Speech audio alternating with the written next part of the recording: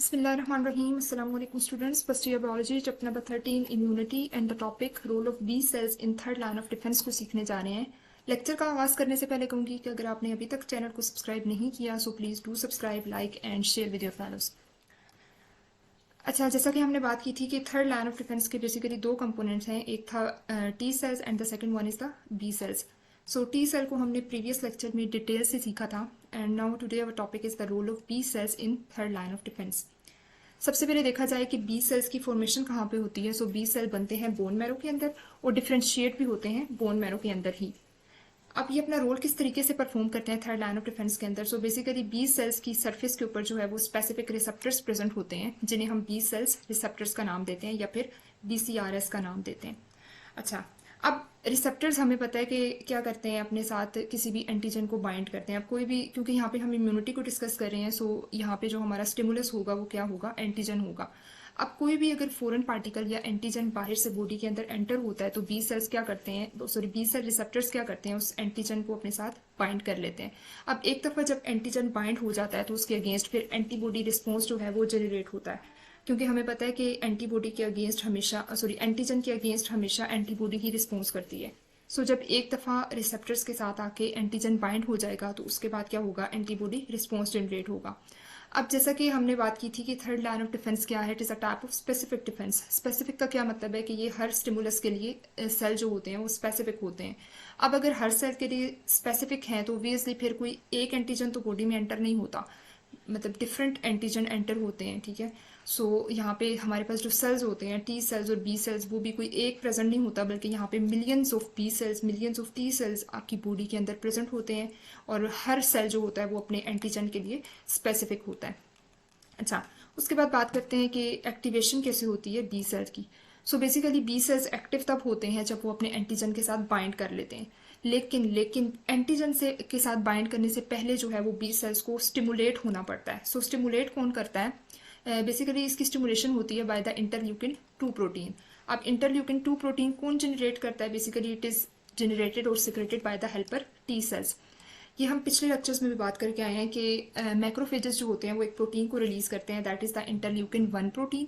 Interleukin 1 protein क्या करती है, वो टी सेल्स को एक्टिव करती है एंड देन टी सेल क्या करते हैं, वो इंटरल्यूकिन 2 प्रोटीन को जनरेट करते हैं और इंटरल्यूकिन 2 प्रोटीन क्या करती है, बी सेल्स को स्टिमुलेट करवाती है.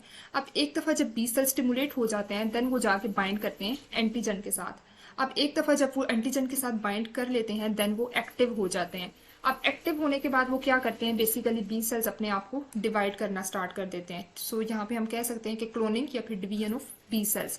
अच्छा, after binding the specific type of antigen, जब एक दफा बी सेल जो है वो एंटीजन के साथ बाइंड हो जाएगा देन वो बी सेल क्या करते हैं, अपने आप को दो तरह के सेल्स में डिवाइड करते हैं. एक होते हैं प्लाज्मा क्लोन सेल्स या फिर सिंपल हम इन्हें प्लाज्मा सेल्स का नाम भी देते हैं and the second one is the memory B cells.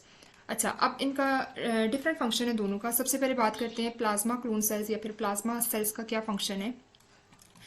अच्छा, जब बी सेल्स जो है वो एक्टिव हो जाते हैं और डिवाइड हो जाते हैं प्लाज्मा सेल्स के अंदर, सो प्लाज्मा सेल्स जो है वो एक बड़ी क्वांटिटी में जो है वो एंटीबॉडीज को रिलीज करना शुरू कर देते हैं. अच्छा, क्योंकि जो बी सेल्स है ना उनके रिस्पॉन्स को हम ह्यूमरल या फिर एंटीबॉडी रिस्पॉन्स का नाम भी देते हैं. अब एंटीबॉडी मेडिएटेड रिस्पॉन्स का नाम क्यों देते हैं, क्योंकि ये किस तरीके से रिस्पॉन्स करेंगे, एंटीबॉडी को जनरेट करके, यानी कि ये एंटीबॉडीज को सिक्रेट करेंगे और वो एंटीबॉडीज फिर अगेंस्ट एक्ट करती हैं एंटीजन के. सो प्लाज्मा सेल्स बेसिकली क्या करते हैं, ये स्पेशलाइज्ड होते हैं. किस लिए स्पेशलाइज्ड होते हैं, ये एक बड़ी क्वांटिटी में एंटीबॉडीज को सिक्रेट करते हैं. अच्छा, कहते हैं so after the B cells become the plasma cells. अब जब एक दफ़ा ये जो है वो एंटीबॉडीज़ को रिलीज़ करना शुरू कर देते हैं, सो उसके बाद ये जो होते हैं वो कुछ दिन के लिए, मुश्किल से 1 हफ्ता या 8-10 दिन के लिए जो होते हैं वो सेल यानी कि ब्लड के अंदर रहते हैं, जिंदा रहते हैं और उसके बाद क्या हो जाती है, इनकी डेथ हो जाती है. लेकिन ड्यूरिंग द लाइफ टाइम ये क्या करते हैं कि एक बड़ी क्वांटिटी में एंटीबॉडीज़ को रिलीज़ कर देते हैं.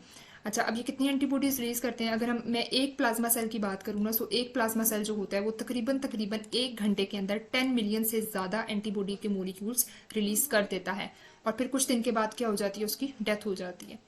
अच्छा, नेक्स्ट है हमारे पास function of the memory B cells. अब मेमोरी बी सेल्स जैसा कि नाम जाहिर कर रहा है कि ये क्या करेंगे, मेमोरी को रिटेन करके रखेंगे. अगर एक दफ़ा आपकी बॉडी के अंदर कोई एंटीजन एंटर हो जाता है तो मेमोरी सेल्स क्या करते हैं, उसको अपनी मेमोरी में रिटेन कर लेते हैं.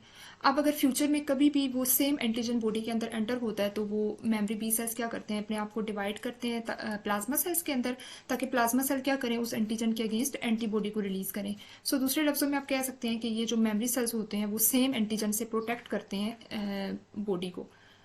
इसी के साथ हमारा थर्ड लाइन ऑफ डिफेंस का टॉपिक खत्म होता है। उम्मीद करती हूँ कि आज का लेक्चर आपके लिए हेल्पफुल रहेगा। इंशाल्लाह नेक्स्ट वीडियो लेक्चर के अंदर हम नेक्स्ट टॉपिक स्ट्रक्चर ऑफ